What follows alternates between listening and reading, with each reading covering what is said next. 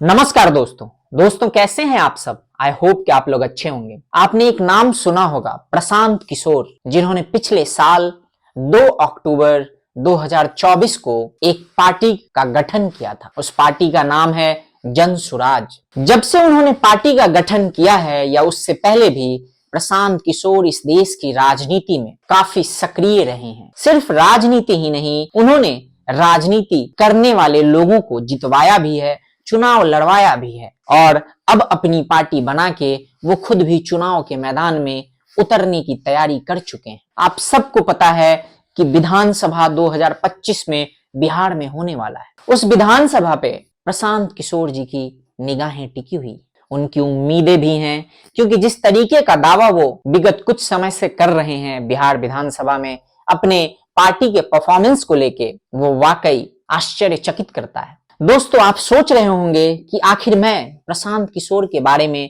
क्यों बात कर रहा हूं। दरअसल मैं प्रशांत किशोर के बारे में इसलिए बात कर रहा हूं क्योंकि कल प्रशांत किशोर जी को गिरफ्तार कर लिया गया। कल से लेके आज तक पटना और बिहार की जो राजनीति है उसमें काफी सरगर्मी देखने को मिली, काफी अफरा तफरी मची हुई थी। एक तरफ जहां पटना पुलिस प्रशांत किशोर और उनके समर्थकों को शांत कराने में मुस्तैद दिख रही थी, साथ ही साथ परेशान दिख रही थी, वहीं दूसरी तरफ राजनीति भी अपने चरम पे थी। आरोप प्रत्यारोप वाद विवाद का जो सिलसिला था वो यूं ही चल रहा था, जैसा कि हर बार होता है। और हमने देखा है कि किस तरीके से जब भी किसी मुद्दे का राजनीतिकरण हो जाता है या कुछ राजनीतिक लोग किसी जेन्युइन मुद्दे को भी लपक लेते हैं तो उस मुद्दे की जो अहमियत है वो कम हो जाती है। लेकिन यहां मामला बिल्कुल उल्टा है। प्रशांत किशोर को आखिर पुलिस ने क्यों अरेस्ट किया और कल से लेके आज तक क्यों बिहार की राजनीति में अफरा तफरी मची हुई है, आज हम बात इसी के बारे में करेंगे दोस्तों। लेकिन वीडियो की शुरुआत करें और मैं आपको डिटेल में ये सारी घटनाएं बताऊं उससे पहले, जैसा कि मैं हर बार आप लोगों से कहता हूं कि अगर आप मेरे चैनल पे नए हैं तो मेरे चैनल को सब्सक्राइब कर लीजिए। मेरे वीडियोस अगर आपको अच्छे लग रहे हैं तो इसे लाइक कीजिए, ज्यादा से ज्यादा लोगों के साथ शेयर कीजिए। मैंने आप सबको बताया कि किस तरीके से पिछले 48 घंटों से बिहार की राजनीति में अफरा तफरी मची हुई है। उस अफरा तफरी के लिए जो शख्स जिम्मेवार है उनका नाम है प्रशांत किशोर। उन्होंने कोर्ट को भी अपने फैसले बदलने पे मजबूर कर दिया। दरअसल इसके पीछे की जो कहानी है वो ये कि आपको याद होगा कुछ समय पहले मैंने एक वीडियो बनाया था आप लोगों के लिए और उस वीडियो में मैंने आपको बताया था कि किस तरीके से बिहार में बीपीएससी परीक्षा में शामिल होने वाले छात्रों ने धरना प्रदर्शन दे रखा है, किस तरीके से वो छात्र सड़क पे उतर के बीपीएससी और उनके ऑफिशियल्स के खिलाफ प्रदर्शन कर रहे हैं, उनका विरोध कर रहे हैं। उसका कारण क्या था मैंने वो भी बताया था दोस्तों, लेकिन आपकी जानकारी को एक बार फिर से तरोताजा करने के लिए मैं आपको बता देता हूं कि दरअसल वो धरना प्रदर्शन जो बीपीएससी परीक्षा में शामिल होने वाले छात्र कर रहे थे उसके पीछे का कारण था बीपीएससी परीक्षा में धांधली की शिकायत, पेपर लीक होने की जो अफवाह है या यूं कहें कि पेपर लीक होने जैसे र्यूमर्स। अब वो सच में लीक हुआ या नहीं इसकी गारंटी कोई नहीं बता पा रहा। क्यों?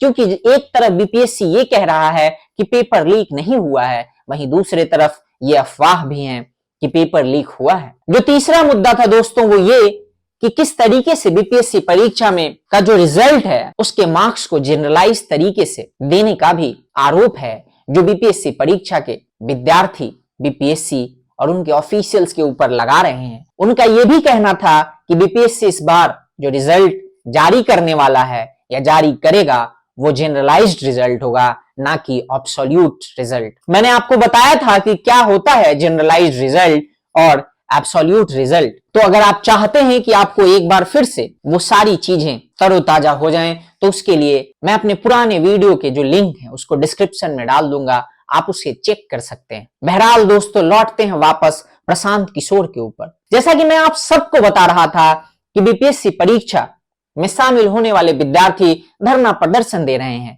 कुछ समय पहले उनके ऊपर लाठीचार्ज भी किया गया था पटना पुलिस और बिहार पुलिस के द्वारा, जिसके ऊपर भी मैंने वीडियो बनाया है और आप लोगों तक पहुंचाया है कि किस तरीके से जो बिहार पुलिस है वो विद्यार्थियों के ऊपर लाठीचार्ज कर रही है, किसी भी स्टेट के पुलिस को या किसी भी पुलिस को विद्यार्थियों के ऊपर लाठीचार्ज करने का कोई हक नहीं बनता। अगर वो धरना प्रदर्शन कर रहे हैं, अगर वो अपना विरोध दर्ज कर रहे हैं, और विरोध भी किस काम से, और विरोध जो कर रहे हैं वो किस कारण से, ये भी सोचने वाली बात है। विरोध के पीछे की जो वजह है वो जेन्युइन है या नहीं, ये भी सोचने समझने की बात है।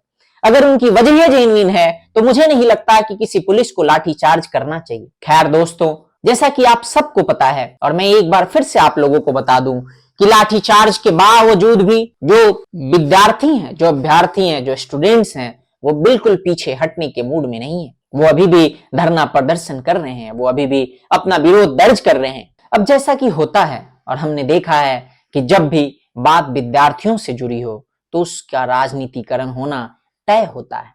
यहां भी वही हुआ।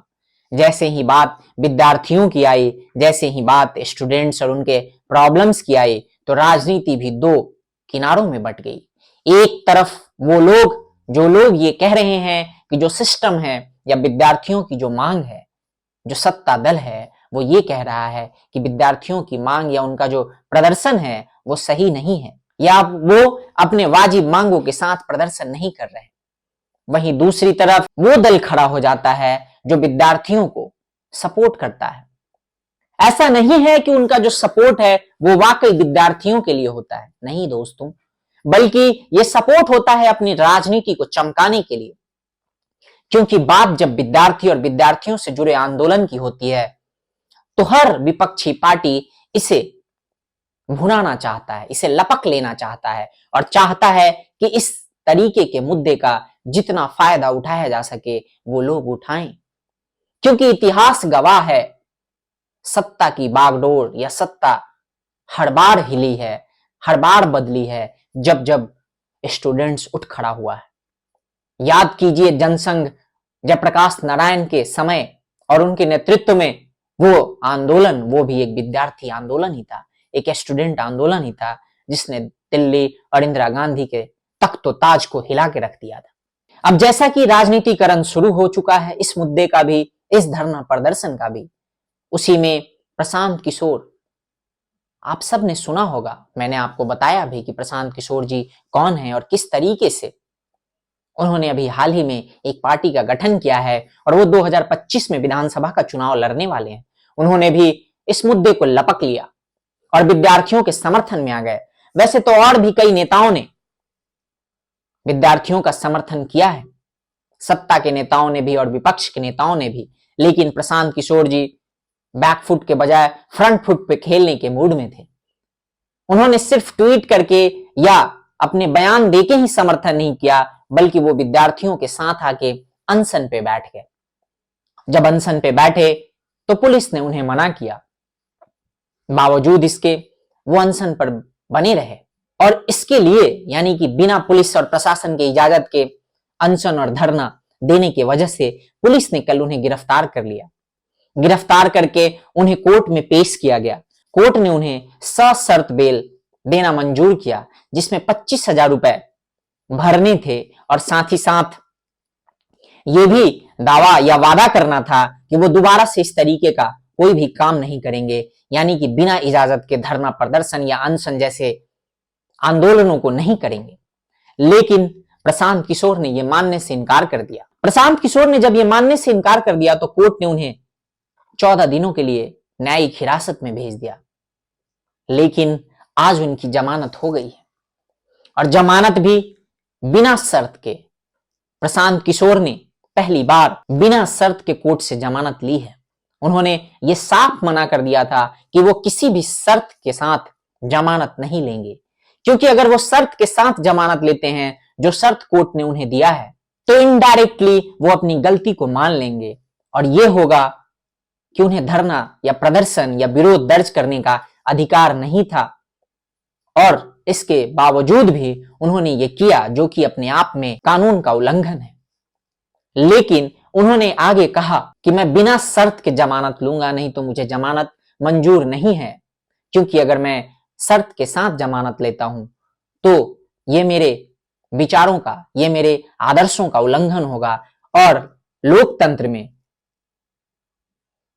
किसी को भी आंदोलन करने का अधिकार है। तो दोस्तों अब देखना होगा कि आखिर प्रशांत किशोर जी ने जो सोचा है उससे उनको कितना फायदा होता है आने वाले विधानसभा चुनाव में, बावजूद इसके कि वो इसे एक राजनीतिक अवसर समझ के विद्यार्थियों के समर्थन में खड़े हैं।